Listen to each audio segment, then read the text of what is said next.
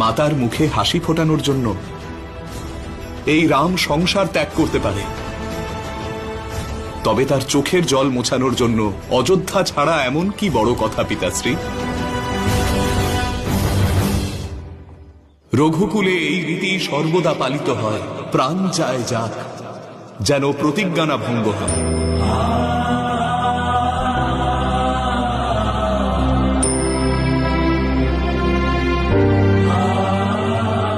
যে পিতা আমাকে নিজের পায়ে হাঁটতে শিখিয়েছেন, আজ তার বংশের পরম্পরা আমি কি করে অগ্রাহ্য করব পিতাশ্রী?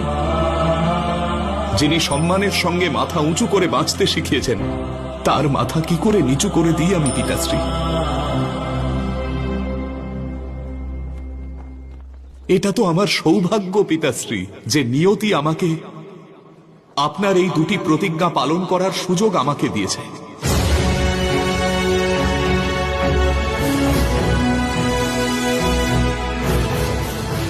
আর সেই বিশ্বাসের কি হবে রাম, যা তুমি আমায় দিয়েছিলে? তুমি আমায় কথা দিয়েছিলে যে তুমি আমায় কোনোদিনও ছেড়ে যাবে না রাম। মহারাজা দশরথ একটা শরীর নন পিতাশ্রী, একটা আদর্শ, একটা পরম্পরা।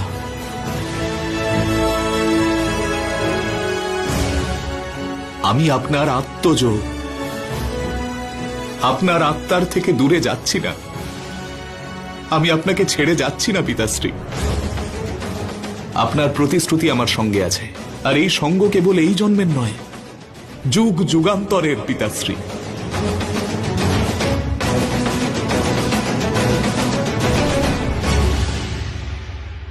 সংসারে যখনই রামের নাম উচ্চারিত হবে, দশরথ নন্দন সঙ্গে জুড়ে থাকবে।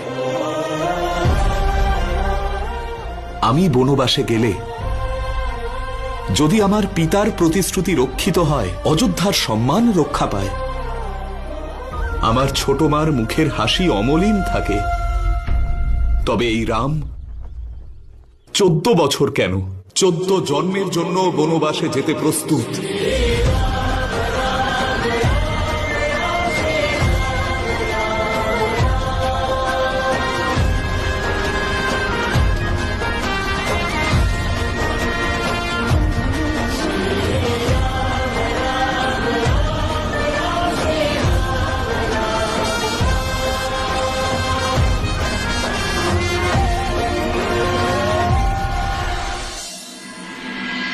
এর মানে হলো ছোট মার কষ্ট দূর করার জন্য